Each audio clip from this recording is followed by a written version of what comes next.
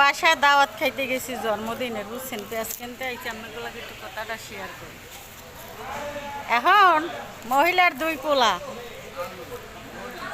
মহিলার বাপের বাড়ির সব আত্মীয় স্বজন সব ওই অনুষ্ঠানে, কিন্তু শ্বশুর বাড়ির একটা কুত্তাও নাই। কথাটা বুঝছো?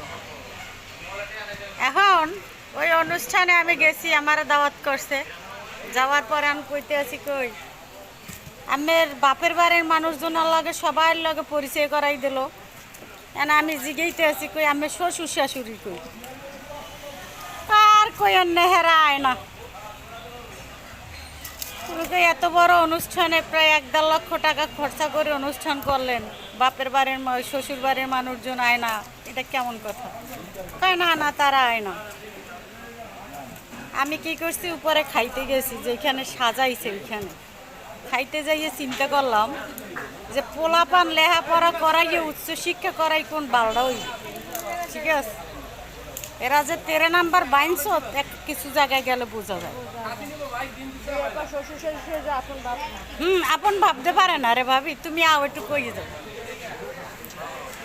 এখন হেয়ের পর কি করছি, আওয়ার সময় নিচে নামিয়া ওই মহিলারে কইলাম যে আপা যাইতে আসি, আল্লাহ আমের 2টা পোলা দেশে মাইয়ে দেয় নাই। ঠিক আছে, আমের জন্য শুভ কামনা রইল, আপনিও কোনো একদিন শাশুড়ি হবেন। মারানির আল্লাহ পোলা দেশে মাইয়ে দেয় নাই। আমি যে কি কথা কইয়াছি এটাই বুঝে নাই। ঠিক আছে, কয় আচ্ছা দোয়া করেন। আমি কি আপনার জন্য দোয়া রইল, যেন আল্লাহ আপনারা কোনো একদিন শাশুড়ি করিয়ে যেন এই জায়গাটায় আমি আনে, আমি যেন দেখি। মাইয়ে বলার গোষ্ঠী মারে সুদানের পুতেরা মোর ভাবি হাসি। উচিত কথায় আসে ভাই, বিশ্বাস করবেন ওই অনুষ্ঠানে ভাত খাইছি না বিষ খাইছি আমি নিজেও জানি না।